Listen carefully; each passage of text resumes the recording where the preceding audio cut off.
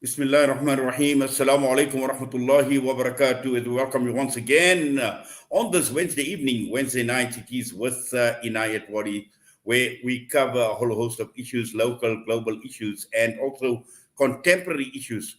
Now, to begin with, every human being on the face of this earth right now, as we speak, we belong to the same age. We are living in the same period of time, and also at the same time conforming to some of the modern ideologies that we are faced with. Obviously, there are differences for a variety of reasons, whether they're religious, whether they're cultural, traditional, and also ideological differences. Because we are impacted, we are affected by developments. There are current challenges that are facing us as human beings on this planet. But also at the same time, one needs to consider the spiritual dimension, looking at contemporary Muslims, looking at contemporary society, contemporary thought, political thought. There are issues surrounding secular systems, statehood, governance. One looks at legal issues, ethical debates are taking place, environmental issues, the question of bioethics, ecology. All these are issues that present certain challenges. Now, it is clear that these issues raise, on many an occasion, provocative questions. And this is what contemporary thought is all about. But the key issue is how do we relate to these discourses? And this is the reason why this evening we are definitely honored to have Professor Ebrahim Moosa with us, who is a professor in Islamic studies at the University of Notre Dame, also an author and intellectual. And we are talking about a cause. Now, this cause is aimed mainly at the scholarly fraternity, the ulama, and people who obviously have got a great understanding or an in-depth knowledge of Islam and following in a scholarly tradition. And without much ado, welcome our guest, and we're honored to have you with us, Professor Ebrahim Moosa. Assalamu alaikum wa rahmatullahi wa barakatuh. Wa alaikum salam, Brother Inayet Wadee. I'm really honored to be interviewed by yourself and by Salam Media. This is my maiden voyage with Salam Media. Well, in fact, we're honored as well. And just to begin with, and I know we've got so much to unpack, and I've basically been through the website. I've had an overview of Madrasa Discourses and what the entire program entails. But there is just so much to unpack, Professor. And just to begin with, and let's just talk about, calling it Madrasa Discourses. And, that I found just interesting right up front. And just to understand your thinking behind calling it Madrasa Discourses. Yes. No, thank you very much for the opportunity to explain what Madrasa Discourse is all about. As you know, that many years ago, between the years 1975 and 81, I was a student of the various Darul Ulooms in India, and I graduated from the Nadwatul Ulama and then followed a career in journalism, academia, where I am right now, first at the University of Cape Town and now at University of Notre Dame. So, as you know, in a post 9/11 era, madrasas, those very important institutions of learning where future religious scholars are trained, or ulama are trained, were being attacked by the global media in a very vicious way. And the attack was that these are the hotbeds of terrorism, and all kinds of evil things were attributed to the madrasas. And I felt that, this is part of my legacy and part of the community that I belong to, and I don't recognize the things that the global media is saying. So, what the result is that I decided that I need to write a book to explain to the world what a madrasa really is, because many people confuse, Sunday school or afternoon schools where young children go and learn how to read the Quran and get some elementary knowledge of Islam, but they don't fully understand what it is that Darul Ulooms and Jamias in the Muslim world, what they achieve, and what the nature of the scholarship there is, what do people do when they spend, many, many years at those institutions. So I wrote a book called What is a Madrasa? And that will be very good for your readers to read that book, to understand what the history of the madrasa in South Asia is all about. What does a day's routine look like? What are the scholarly traditions that they study? What are the texts that they study? And what are the challenges the madrasas face? And how should the madrasas be able to present itself to a world that is hostile to it? So once that book was done, for many years, there was a scholar at the Islamic Fiqh Academy in India who had unfortunately passed away, and Mullah Amin Usmani.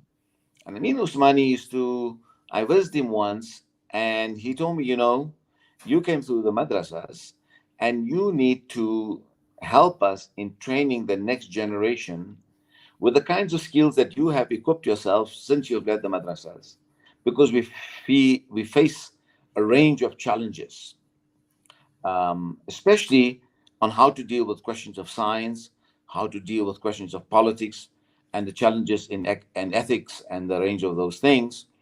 And so I told him, well, let me think about that and so on. But he kept on following through with me, and kept on writing letters to me and so on. And I wasn't sure, how I'm going to help him.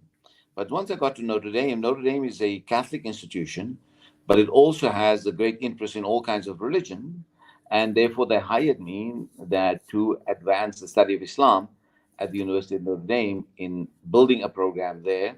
There were a few people there already prior to me, but they wanted me to, bring another dimension to this. So that's when I began to think about, and through the help of the John Templeton Foundation, which is a foundation that is interested in questions of religion and science, I approached them and said, would you give me a grant that I want to do this in India and Pakistan, where I want to talk to young Muslim ulama and begin to talk to them about how to understand the question of science, how to understand the question of history, and how to understand the questions of, the political, the questions of the ethical, and a whole range of things that they do not get exposure to during their formal course of study. So that's how we got to this. Now, if you want to know what we do, I can also, talk more about that. Yes, I think what you're saying is absolutely critical and very, very important, considering where we are in the world today and how Muslims are perceived, how Muslims are actually seen in the world today. And in addressing these issues, the key issue is equipping ourselves, because the question often raised, Prof, is how well equipped are we to address these challenges and also to respond to some of these challenges that you've been talking about. Correct. So, being of a madrasa background, being in contact with ulama groups around the world, I know exactly, or I have some sense of what the challenges are. Of course, some of the ulama are going to disagree with me of how I analyze the situation and the kind of solutions that I propose, but, reasonable people can have reasonable disagreement. That's absolutely fine. Doesn't mean we have to be enemies. So what we did and Mullah Amin Uthmani, Allah yarhamuhu, he was very, very supportive. And I found colleagues in India and Pakistan who are thinking along the same lines, who are local folks. And they basically said, we also are with you that these are questions that we need to be addressed, because, we live in a world where science plays an important role, and science governs us in many aspects of our lives. And if our Muslim scholars, if they are not equipped to understand, we don't want them to become scientists, but we need them to understand what the basic elements and components of science are at the both fundamental level, but also at the more philosophy of science level. And you can't just only study science, but you must also study history. Huh? And you must also deepen your knowledge of Islamic theology, ilm al-kalam. So in a madrasas, you study a certain textbook on ilm al-kalam, some things on fiqh. Maybe if you're lucky, some teacher will introduce you to the study of history and so on, but you need more than that. And obviously now these people that we have recruited in India and Pakistan, I'm here now in Nepal, in the place called Nagarkot, with about 45 of them. This is the third batch of scholars that we have, recruited. What we do is, over a period of 2 years, that is 4 semesters, for almost 2.5 to 3 hours a week, we give them tuition, online tuition, in the topics that I just mentioned: science, philosophy of science, history, deeper now understanding of Islamic theology in a variety of ways. And then we meet in person for 3 weeks in the year. That is 1 week in the winter and 2 weeks in the summer. Now, obviously, the first two batches got all their face-to-face meetings, and we could fulfill that. But COVID interrupted, travel was disrupted. So this group that we now have, the third group, was deprived of number of those kind of exposures, face-to-face exposures. We had to improvise to give them the kind of the summer intensives online and so on. So we were very lucky, even though our grant from the Templeton Foundation is now over, we were lucky enough with getting some funds in order to bring our final group together. And it's a really fine group of young scholars who have spent a lot of time thinking about these issues. And over the next 10 days, they've been exposed, a period of 10 days, they've been exposed to some of the leading, experts in, science, on the questions of history. They study, also get experts in Christian theology.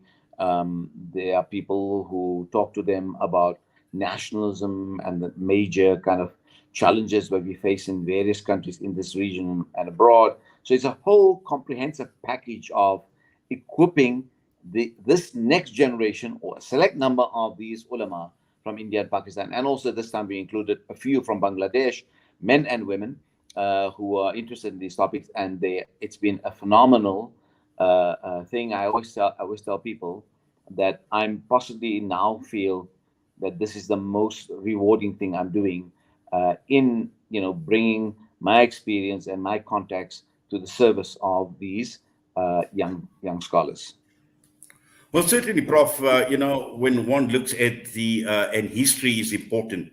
There are many lessons that we can learn from history, and looking at the rich intellectual history of the Muslim world, and looking at the scores, looking at the outline and what it actually aims to address, is basically an extension of this rich intellectual history of Islam and what Muslims have been exposed to. Yes, no, I think you're right. There's a great, rich history.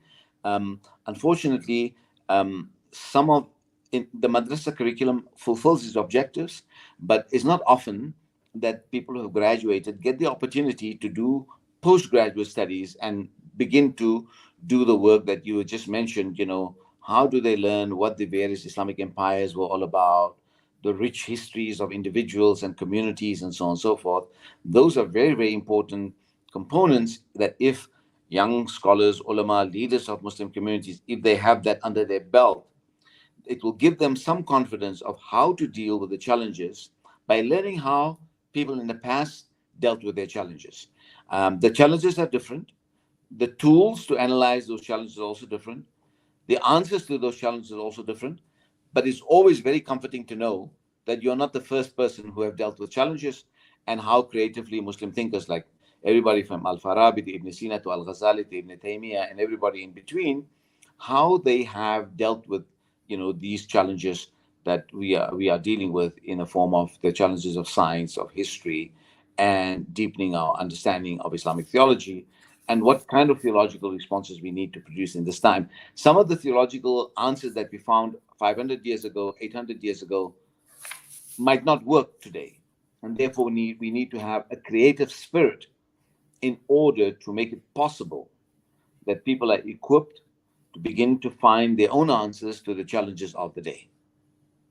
Yes. Now, let's just look at the curriculum in particular, and broadly. Obviously, you speak about the 4 modules, and if you could just take us through some of the key issues, some of the salient issues that are covered in some of these modules. Yes. So, in some of the modules, we've looked at the question of big science. How does big science work? How did the world come into existence? All right. What are the various theories? How do those theories either clash, or do Islam have nothing to say about that historically, and maybe it is not an issue? Depends what kind of scholar you have. We've also looked at questions of science and the philosophy of science. We know, for instance, that in our bodies we have elements that are found in various stars. So we need to begin to understand what is matter, and what does matter do to us, right? And how do we conceptualize matter? Because the way when our early thinkers, when they analyzed the world, it was not a world of the level of empirical science that we have today.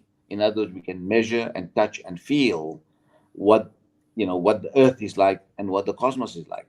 If you remember that a couple of days ago, um, the Webb telescope went out 1,000,000 miles, and from 1,000,000 miles it began to send us pictures. Now, prior to that, when we had Hubble and those other telescopes, we began to understand that we can reach and see till the edge of our universe. That's how far human beings' vision could reach to understand the size and scope of the cosmos that we talk about and our solar system. James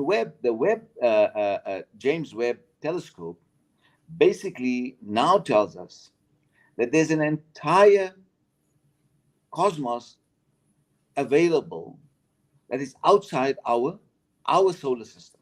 Can you imagine that?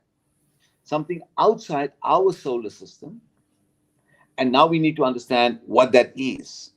That's a whole new, cosmos. It's a whole new understanding of what cosmos is. This has now radicalized, because we normally thought the cosmos is our solar system and everything that surrounds it. Now we begin to realize that there are other systems available, right? And so our understanding of cosmos is either going to change or going to expand. These have, consequences for understanding our theology. Where do we fit into this? Because the knowledge that we inherited from the past thought of the cosmos as a closed system. Now we think of the cosmos as an open-ended thing that continues to expand. This has all kinds of implications for, about human origins. How do we think about this issue? Is it creation? Is evolution? Is that something that we need to study? Today we had a phenomenal lecture by a major expert who's a scientist himself, Dr. Shoaib Malik, that really spoke, and the questions the various Muslim theologians who were with us being asking them is really fascinating. A real great advance in beginning to understand. Before you judge, you first need to understand. You need to understand what this is. The third module that we talk about are the questions of ethics, and what are the ethical determinations that we need to make. And the fourth is about questions of how the political order works and how does political development work. So we've put together that as a course that people could study and take and study on their own. There's all kinds of videos and resource material that are being made available. So this is now, we produce a resource for anybody who has internet connection to study those materials and equip themselves. Now, those who have been lucky to join us, where we could meet every week online and through a in-person contact with all kinds of experts, that program has come to an end, and we will have to be thinking again and basically do some fundraising again to start the next iteration of this program. But for now, our experience up to now has now been documented and is available on the web. And if you can, or your producer could be so kind to share the link of that course in your running notice here, that would be really great. We definitely will do that. Now, obviously, Prof, just looking at some of the objectives and the broad objectives, and I know you've touched on some of those, but just to get more specific, because it's interesting that, talking about the purpose of Madrasa Discourses is not to provide answers, but rather to ask questions. And I think, you've obviously, just listening to you, there are many questions that you have raised, in just providing the outline of the modules and the course. And I think this is where we actually fall short sometimes, is we fail to ask the right questions. And this is exactly what this module is meant to do. Yes, precise. You see, at no point that I have all the answers, and I just want to hand it out to you. But what is more lasting and much more effective, if you can formulate the question, then we help you to formulate the question in the best way that you can. Then we can point you to the resources, and then you study those resources. We help give you some guiding questions, but then you find the answers. When you find the answers, you have greater levels of conviction, and when you are convinced of certain truth, then you also become the propagator of that truth. But if you're just getting passive answers from me or my team, then that's not going to be very helpful, because you're not going to be an agent of change. What we want is to help people formulate the right answers. Partly, one, because these questions are complex, the answers are complex, is not an answer that one person can provide for. And therefore, the more people we get into this conversation, we're going to have the critical mass to find the answers when everybody works together, when everybody brings their critical acumen to the table, brings their resources, or equip themselves with the resources to find the proper theological answers to a variety of questions that I've just raised some of them for you. Yes, Prof. And I think this is where the danger lies when we talk about, or when you talk about passive answers, because these obviously one hasn't answered what one is actually searching for, or looking to basically resolve.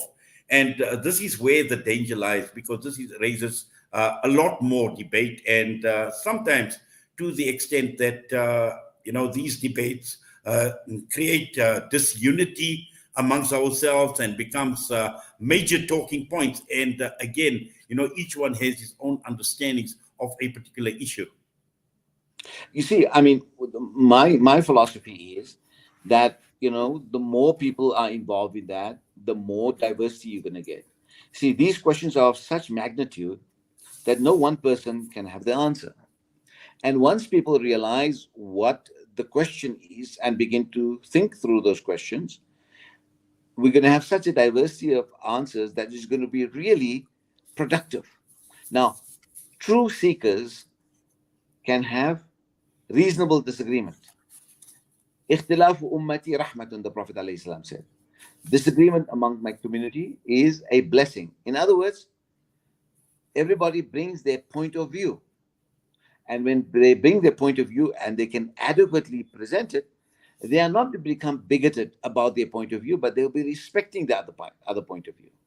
So even if you don't agree, what knowledge does is creates respect between disagreeing parties. Now, when that respect is not there, then people have not done their job.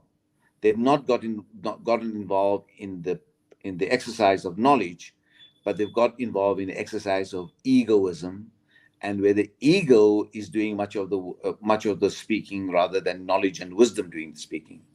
So what we need to, and that's the only way that we can solve big problems, that the more minds we have focused on a challenge, the better the probability that we will strike gold. In other words, we will be able to find answers to difficult questions.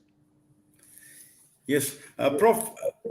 Also, I think one of the key issues is to have a progressive approach. And I'm sure this is what this course is actually meant to do, to apply our minds and how do we move forward, how do we progress, and at the same time looking at the sources. We know the Quran is there, the Hadith is there, the Sunnah of Nabi Sallallahu Alaihi Wasallam is there. But there are many issues that are of concern to contemporary Islam and to Muslims in general. And the key issue is not to be stuck in a cocoon, or not to, and to basically move out or to get out of the shell, for want of a better term. Yes. No, look, I mean, the thing that knowledge does is that knowledge creates a certain amount of light. And if many people have their knowledge lights on, we have a fascinating, torch, and we have a fascinating set of, insights. The question, progressive, the word progressive sometimes means a good thing, depends who uses it. And people sometimes get really scared of the word progressive because they would ask, progress towards what? And who is declaring what is progressive? So what we basically say, and if you're using it in a constructive way that I think you are using it, then I'm okay with it.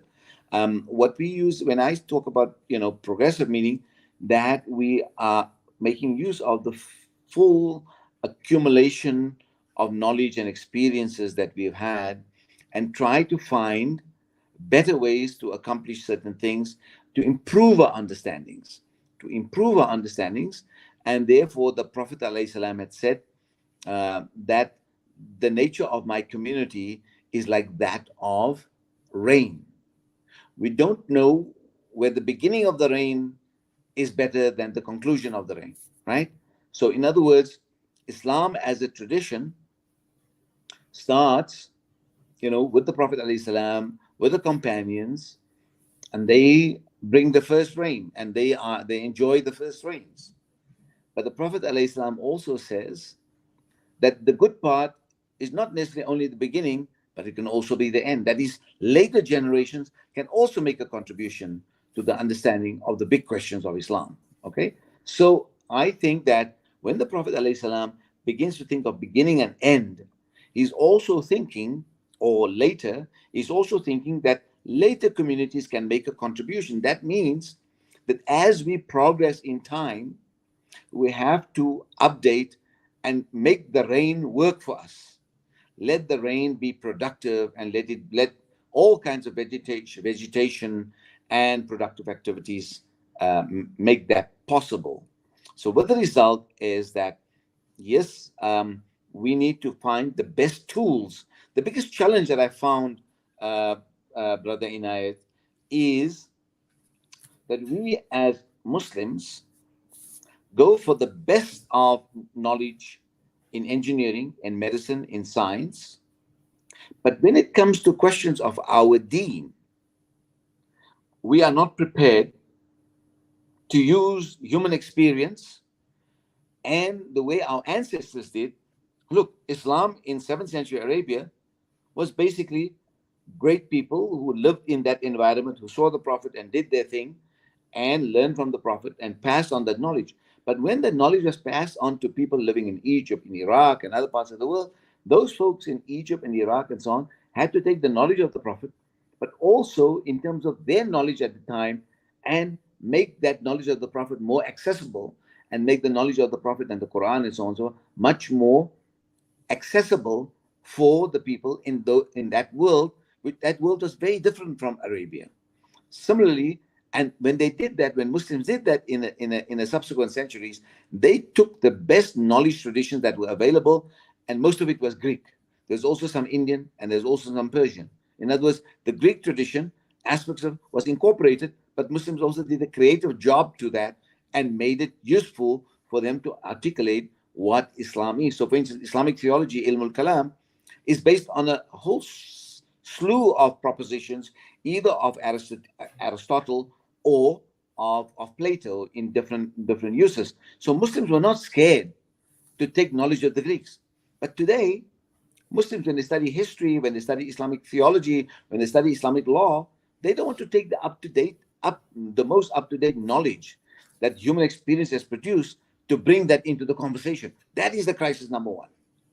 And that is precisely what Madrasa Discourses is saying, that we must develop the tools of understanding our deen with greater sophistication and with a more complex understanding than ever before, because the challenges that we are facing are so daunting. Exactly, Prof. And also in terms of, counterbalancing some of these narratives. And that is the reason why when we talk about Islamization of knowledge versus Islamization of science, and, it would make a lot of sense in terms of what you are saying. Because, often apart from just science, But when one looks at it on a political level, on a social level, on a socio-economic level, these are all dimensions at the end of the day where we have got the answers. Islam has got the answers. But these also become major debating points. And sometimes we are at the crossroads and we don't know how to respond to some of these issues. Yes. I think the best way of going forward is always to say, I don't know, and how do I make inquiry?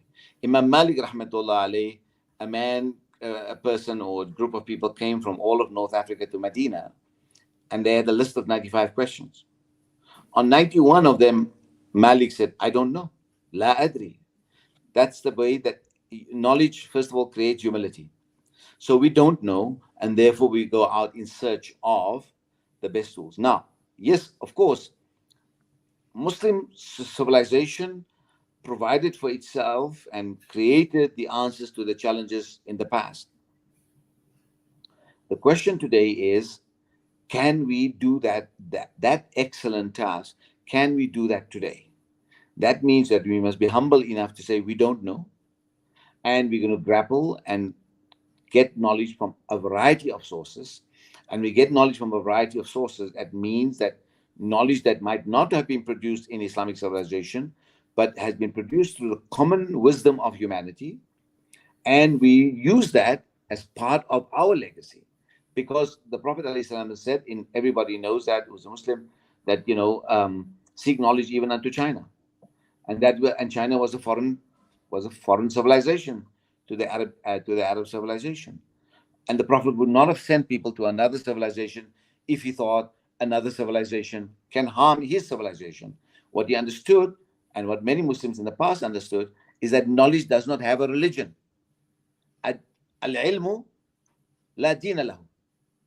Ilm doesn't have a religion. Ilm is ilm. Ilm creates convictions.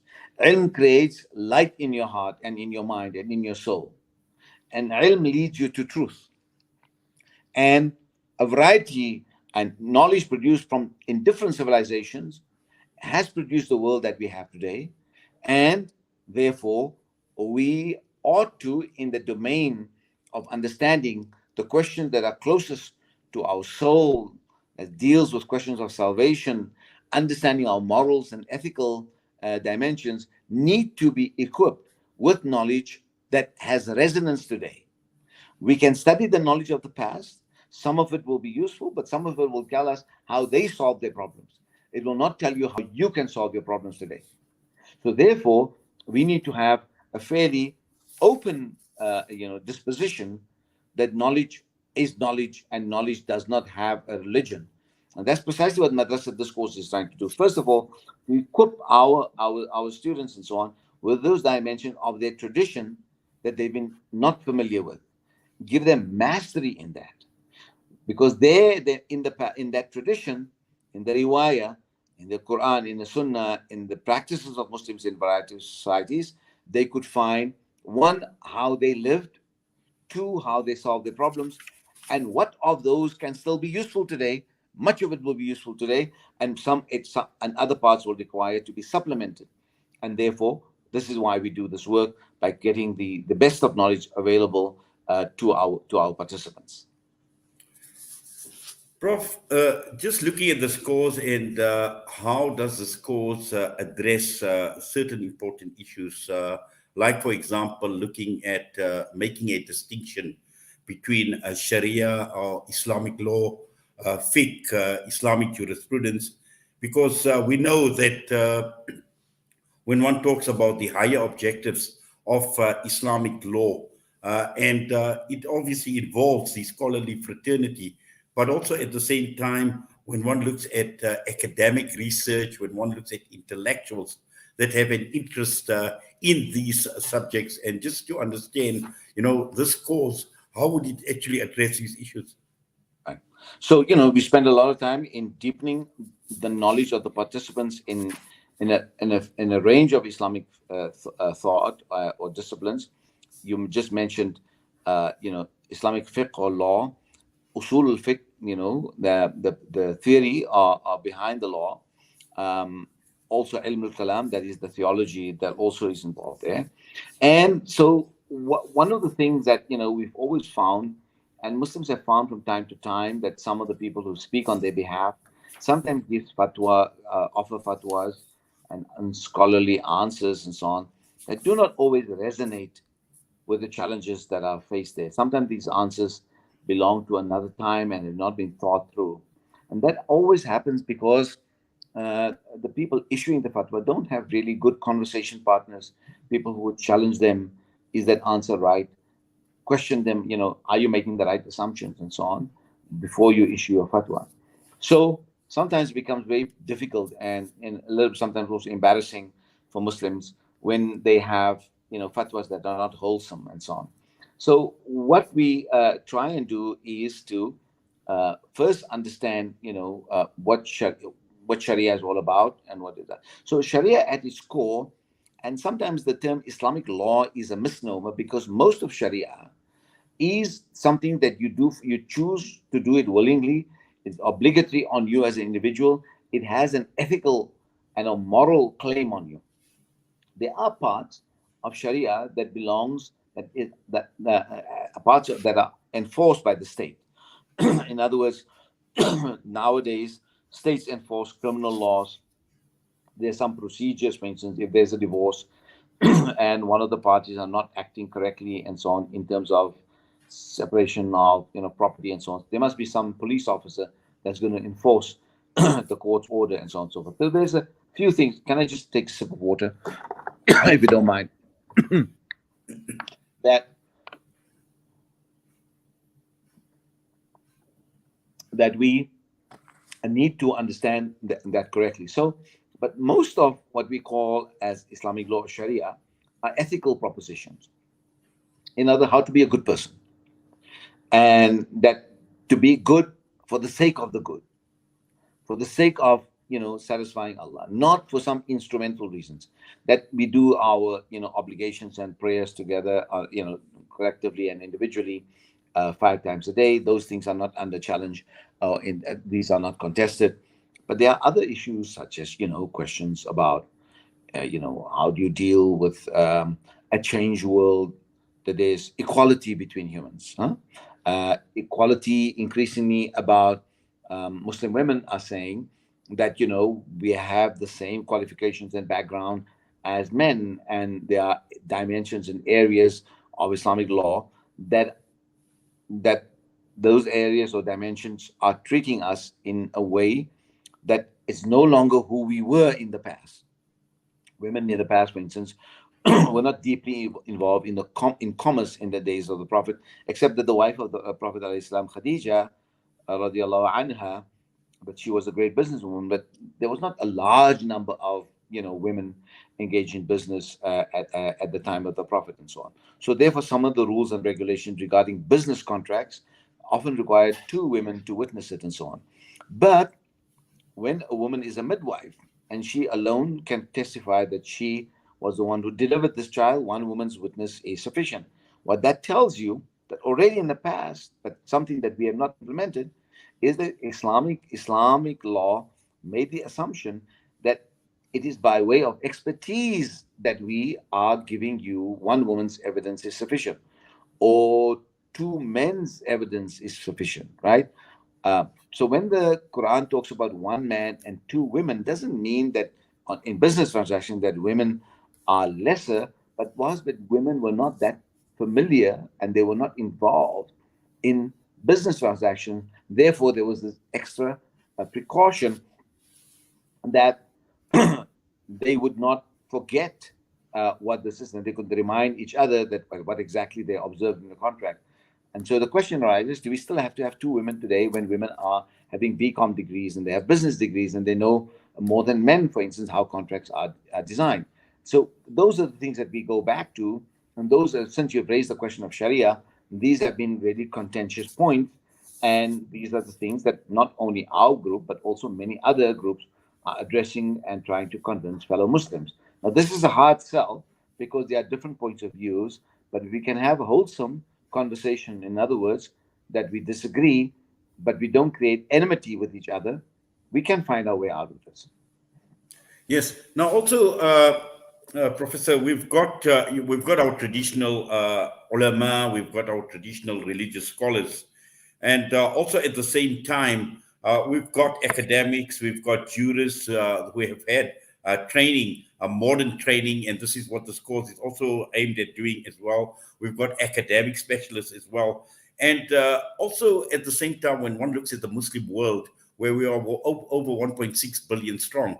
But a Muslim world that is divided, where you've got a majority Muslim country, and obviously they would obviously conform to certain laws, and particularly when we're talking about fiqh and fiqh matters as well, but also those that are outside of the majority Muslim countries, where you're talking about minority fiqh. And this is where it's important also to understand looking at some of these issues that we have been talking about. You're talking about the question of women, which is one issue, but also many other issues. We're talking about globalization. We're talking about economic integration. We're talking about free markets. We're talking about trade principles. Now, these are all issues that could possibly differ between one living in a majority Muslim country or a majority Muslim environment versus a minority in the West, for example. Yes. No, I think you're raising very important issues, and we touch on some, but we can't do all, because we are focused on equipping our participants with a certain set of skills, and there's limited. And the issues that you're raising are big issues: the question of capitalism, the question of globalization, the question of free markets. Those are big questions that a modest group such as mine, we might have our opinions, but we are not equipped to give informed judgment. But we can bring to the table a range of scholars that can educate us about these issues, and then help us to find what would be the best solution for a particular place. That's number one. Number two, you have put your finger on an issue of, you talked about minority fiqh al-aqaliyat, that Muslim minorities face, and Muslim majorities have a different set of environments. What that has made us much more sensitive to, when we have to deal with the fiqh of minorities, is that context matters. What is the context matters? And that context is not only in the minority situation, but the context is also in majority situations, between rich and poor, between affluent and less so, between men and women.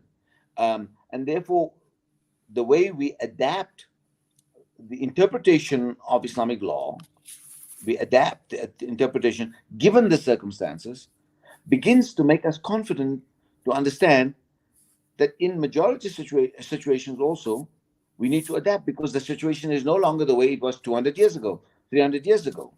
So you need to go back to the first principles. You need to go back to the source materials, and you must be able to do ijtihad. Now, I know many people are going to be really scandalized when you say ijtihad, and who is qualified to do ijtihad and who is not. And some people have a long list of qualifications, some people have a shorter list of qualifications.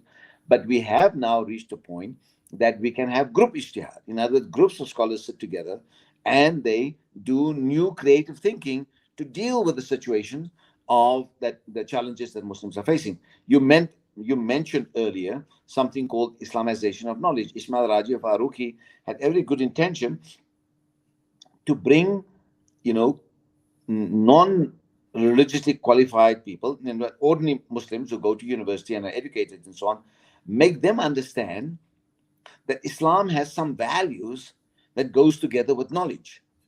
That's what we call Islamization of knowledge. But Islamization of knowledge is not a mechanical thing. It's not like you just can put a piece of plaster on it and so on. It means that you need to study knowledge from a certain perspective and begin to do it. But you also can't create your own Islamic knowledge. You also can also create your own Islamic accountancy or Islamic physics or Islamic chemistry. There's no such thing as that. What it means is, what meaning do you give to that? To some extent, the Islamization project ran into trouble, and the other part that Faruqi wanted is that the people who are trained in the religious discourses, in the religious knowledge, that they must have knowledge about the world so that they can make much more informed conversations. Now, that is a little bit mechanical and so on. What we have, and to finish the Islamization thing, now the Islamization of Knowledge project by IIIT, International Institute of Islamic Thought, and their various branches around the world, they've now moved to something what they call the integration paradigm, or integration of knowledge. In other words, you bring different paradigms together and you integrate it. Now that might be yielding some fruit. What we are doing is that we study knowledge, first of all, to understand what science is, what biology is, what philosophy is, what history is. And if you begin to study those things and keeping in your rear view mirror your own history and your own values, but also bringing your conversation today into a strong and not a superfluous conversation with the past, but rather that you study someone like Ghazali or whoever your favorite scholar is, study them carefully, critically, and then build bridges so that your future doesn't look alien, but has some connection to your tradition. Because everybody wants to belong. The biggest thing that we want to belong to the past, want to belong, but we can belong in a smart way, and we can belong in a not so smart way.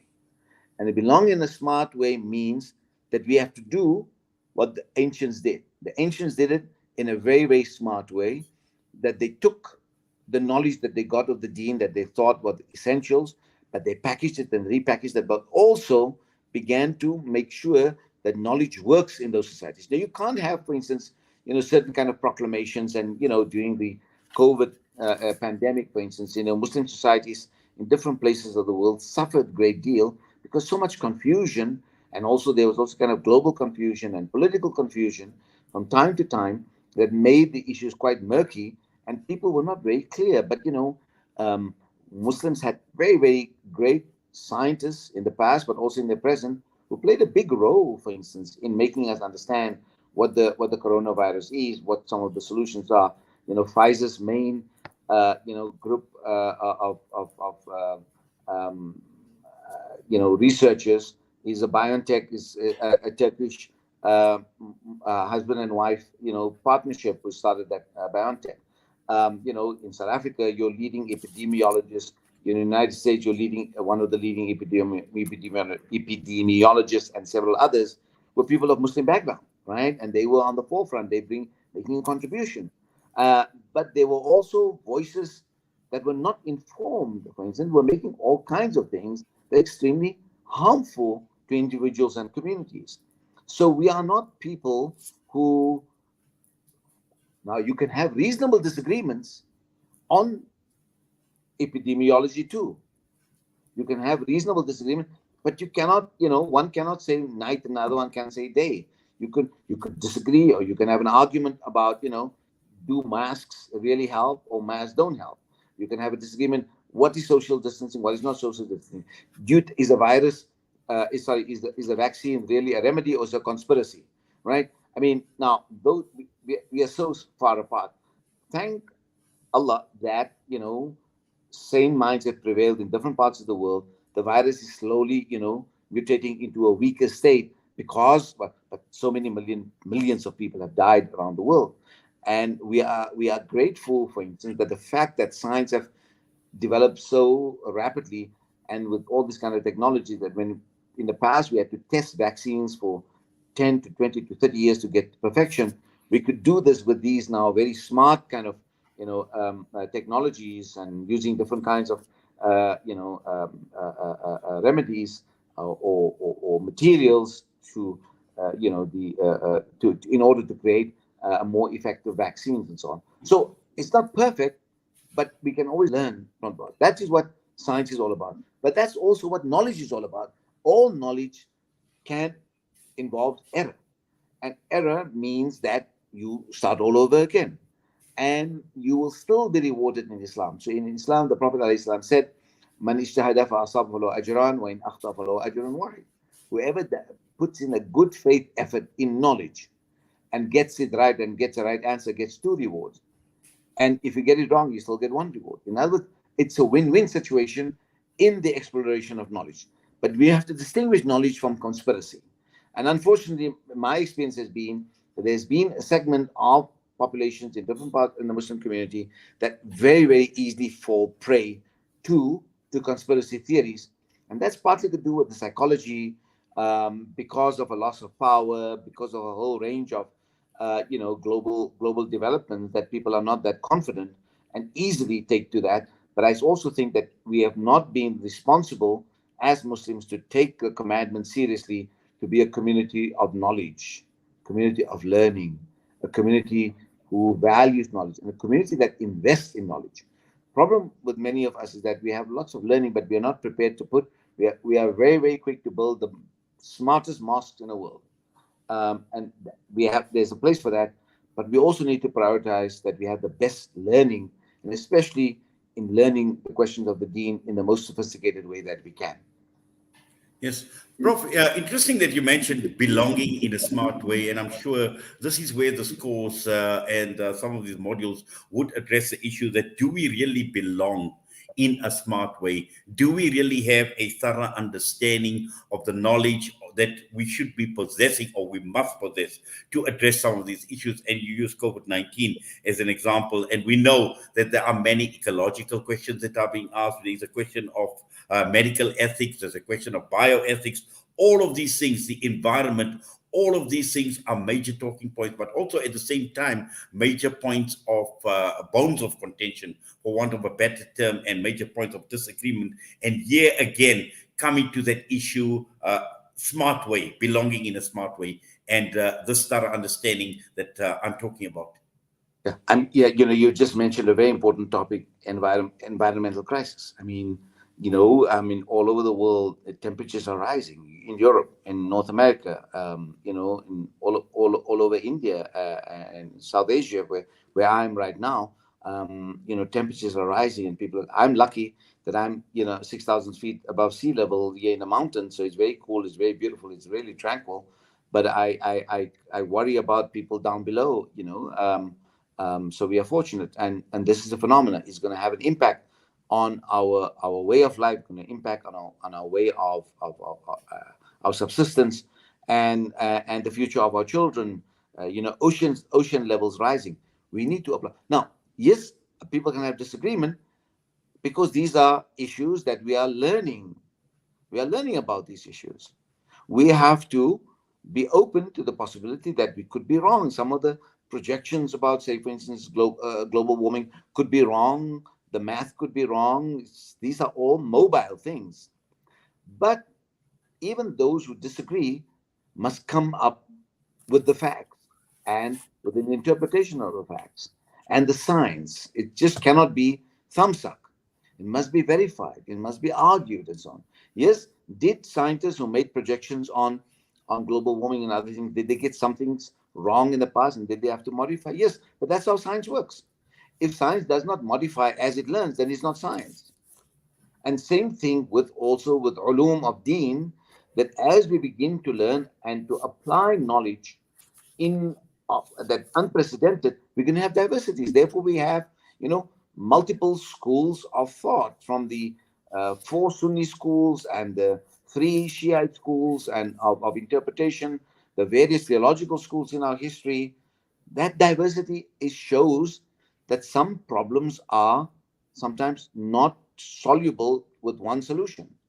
And the only way you're going to create one solution is we're going to create violence to force people to arrive at the same answer.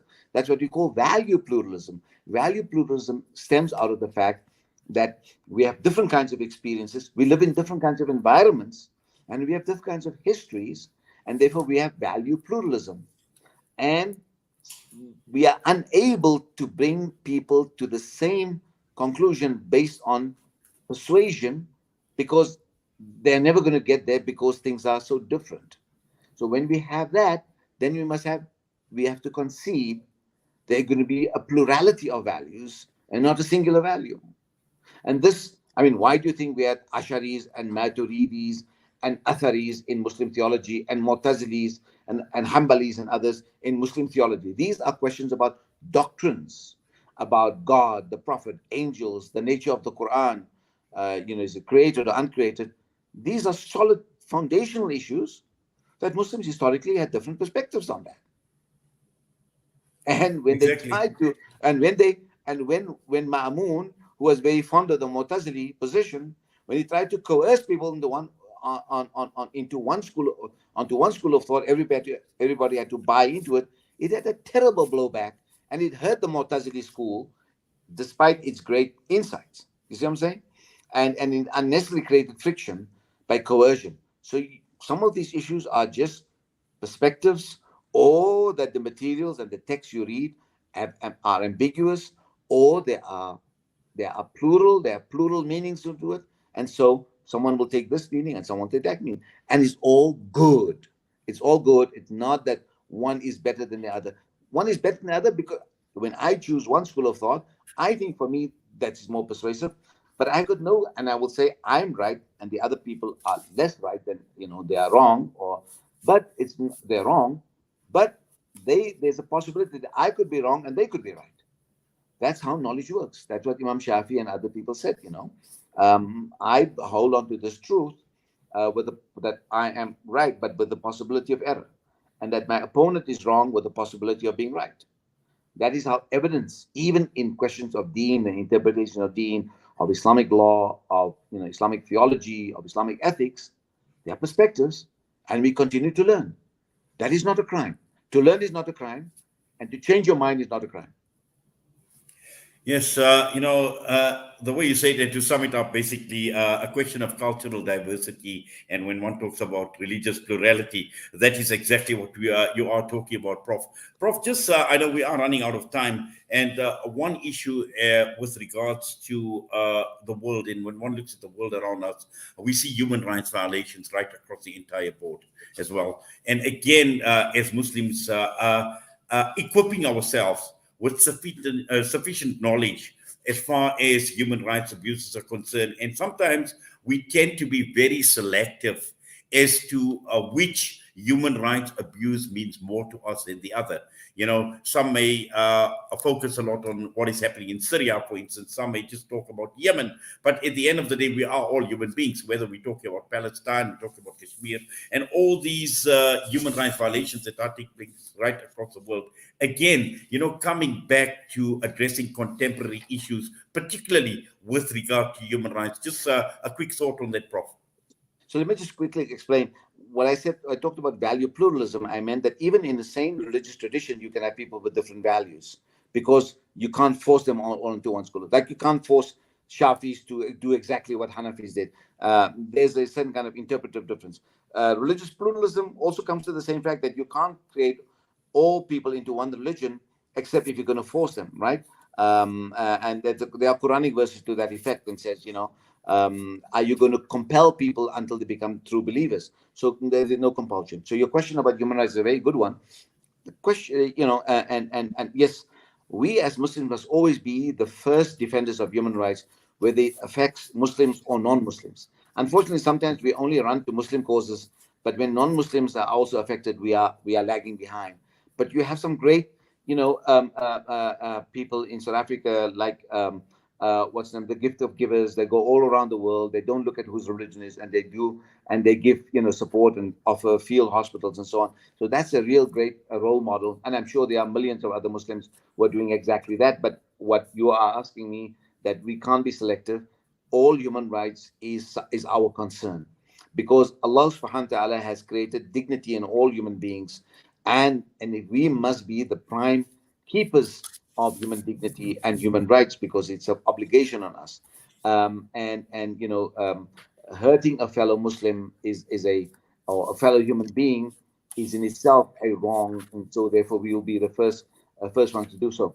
But one of the things that we must also try and do is that there are always sometimes big issues on a global scale, and you sitting in South Africa, or I'm sitting in South Bend, Indiana, I can't do something there. But there's something outside my door that I can fix. So what we always need to do in human rights and any kind of endeavor, have small victories. Solve a problem in your local neighborhood. Solve a human rights violation or injustice in a neighborhood where you can be effective, at your local town council, in your local mosque community, school community, and use wisdom. Use wisdom. Sometimes to solve the problem doesn't mean you have to break people's heads, but you need to use tact and wisdom, and win people over to your cause, so you don't hurt the person. See, when you use harsh language, the person feels offended and they're not going to listen, right? So the Prophet ﷺ was told that, لو كنت فظا غليظا لانفضوا من حولك. If you were harsh and intense, they would run away from you. So therefore, وشاورهم في الأمر. If you see something wrong, tell somebody, who's a manager or leader, can we talk about? Can the two of us just talk about this thing? Can I get your advice on this matter? And do you think this is right the way it is? Maybe you who have been objecting might not have seen that something already been done, and then you are enlightened, and hence you will not have a head-on conflict. So what the way to solve some issues is through wisdom. ادعو إلى سبيلك ادعو إلى ربك بالحكمة والموعظة الحسنة. You must call unto your Lord. ادعو إلى سبيل ربك بالحكمة. Call unto the path of your Lord with wisdom and beautiful speech. And وأحسن كما أحسن الله إليك. And do and show integrity and goodness to others the way Allah has shown goodness and integrity to you.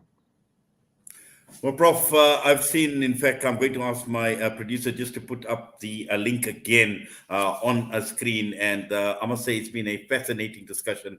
And I'm sure we've basically just scratched the surface, but there's a lot more that the Madrasa Discourses program obviously will bring and add a lot of value to people. And just some final thoughts before we take leave of you. Yes, no, I'm very much, and many of my friends in South Africa, saying that, when are you going to bring the program to Africa? And I'm working on that, and I'm looking forward to, also be of service to the people of Africa and Southern Africa in particular. People are very close to my heart. Well, Jazakallah khairan so much for that, Prof. And once again, an absolute pleasure having you with us on Salam Media this evening in the company of our viewers and our listeners as well. And I know it's quite late out in Nepal, but we do appreciate you taking time out, making that sacrifice and joining us for this inspiring, and I must say it's been a fascinating discussion. Thank you for your time, and I hope to do it again and give you the next installment of that, inshallah. Inshallah, I'll be looking forward to that. Assalamu alaikum wa rahmatullahi wa barakatuh. Wa alaikum salam wa rahmatullah. Professor Ebrahim Moosa with us this evening, and what a fascinating discussion. And we will put up that link. In fact, we have already put it up. And Professor Ebrahim Moosa joining us on the Islamic Discourses program. The link is up there as well. You can go onto the website. You can just get an overview, a broad brush overview, but absolutely important, very, very necessary with the discussions that we have been having. The time is just gone 3 minutes past 8. And when we come back, we are taking a look at ESCOM. And many of you have heard the President, Cyril Ramaphosa, talking about some of the interventions that they are talking about. And we'll be getting two guests this evening. We'll be talking with Adil in Chabalang, who is an energy expert, and also Brandon Slate, outer project manager on energy, dissecting and will Cyril Ramaphosa's energy plan work for South Africa? That is a question we are asking. We're going to go for a break. We'll be